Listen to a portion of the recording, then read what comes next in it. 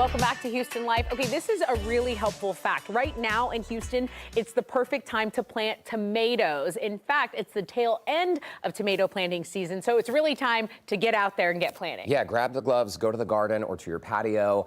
I haven't had much success, by the way, with my tomatoes in years past, so I decided to turn to the experts at Urban Harvest, where the mission is to help ensure access to high-quality, locally grown food.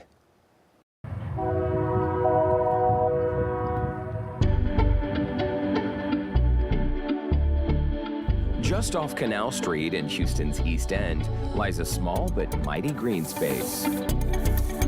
This is the Urban Harvest Teaching Garden, one of their nearly 200 affiliated community gardens in the Houston area, where gardening experts like Carol Burton, Urban Harvest's Director of Permaculture, teach classes to help communities grow their own food and create sustainable green spaces. Today, we're focusing on tomatoes. We're planting now because when the weather gets to be 85 degrees and up, tomatoes do not set fruit. People will call us over at Urban Harvest to say, hey, can you help me out? My tomatoes are not producing. And that's because they planted their tomatoes in April, May. And so when the time it was supposed to set fruit, it's mid-July. Wow. So they're not getting any tomatoes. Got it. First, Carol cleared space by harvesting some of the mature cold weather plants, like this fennel. Then we needed to choose the type of tomato plant we'll be growing. The early girl is a determinate tomato, and that means that it's only going to grow to about 3 feet tall, and it's going to produce all of the tomatoes at once, because it is determinate. Okay, got it. And the Sweet Chelsea and the Sun Gold, which have excellent flavor, are cherry tomatoes, and they are indeterminate. And that's why we have this tomato cage over here, because they will grow that tall. They will just keep growing and keep producing. Ideally, for these larger indeterminate tomatoes, if you have 4 square feet of space, you will get the maximum production. Let's do the Sun Gold. The Sun Gold, yeah. Okay, great choice because it has excellent flavor.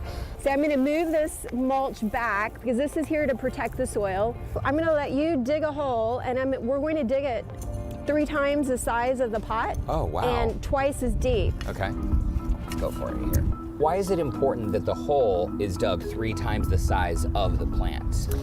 Because what we are going to do is add a full spectrum, organic, slow release plant food, and we want to work it into the soil so that we'll have a good foundation for the plant. We also added about a teaspoon of organic phosphate root stimulator to the soil.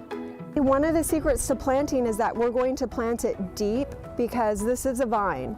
And since it's a vine, if we plant it deep, it will actually create more roots along the sides. Oh. So I'm actually just going to pick that one off, and so we're going to bury it this deep. Now, other plants, you want to bury it the same level as the soil. As the soil, yes. I didn't know that. So is that a general rule of thumb for all tomato plants? You want to cover up about 2 inches of their base? Yes, yes. It is a general rule because it will produce more roots to support the fruiting and the flowering. I see. Okay. You're Okay. ready, little Sun Gold. So I usually put it between my fingers, gently squeeze and remove this. Now, are you going to break up that root ball or put it in just like that? So we are going to tease the roots out. We want to tease them out. Then it was time to get this plant baby into the ground, gently but firmly repacking the soil around the base of the plant. Does that look about right? Yes, this is a beautiful job. So I'm going to widen this area so that we can create a little moat. Oh, where the water will collect. Yes, where the water will collect. Before watering, we moved the straw mulch back in place, being careful not to touch the leaves or the base of the plant. So is there anything else we need to do to this plant? Yes, so we'll set it up with the tomato cage. We'll go ahead and put this around it. Okay. Wow. This is a large tomato cage. Yes, and this is from the company Texas Tomato Cage, and they do mail order, and it was made right here in Texas. Oh, I love that. Then, to protect against the wind, we covered the base of the tomato cage with a breathable fabric. And we're going to just wrap it around the bottom.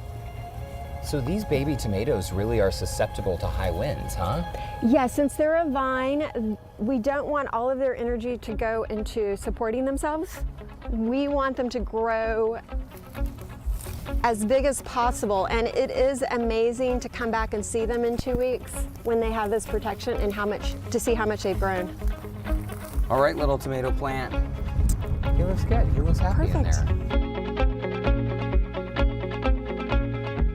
That tomato is very happy, and Carol says that that fabric will stay on until really that plant gets established. So it's maybe like first or second week in April when it's warmer outside, when the wind has died down. Yes. She also said after that initial planting and fertilization, don't fertilize until it has fruits. Because a lot of gardeners might say, oh, I need to feed it a lot of organic fertilizer, get it to grow tomatoes. If you do that, your plant will grow bigger, but it will be more leaves, and it actually won't produce as much fruit. That's so interesting and so helpful. I mean, this is really one of these things where you got to trust the process, right? And then you wait for those beautiful Wait for it to grow. red tomatoes. Well, and I went home with a tomato plant, and I planted it, and I've got my fingers crossed, and I need to put that little fabric around the base, though. We need a live stream on your tomato plant. Oh, yeah. Keep it. Here's a Keep live look monitoring. at Derek's tomato plant.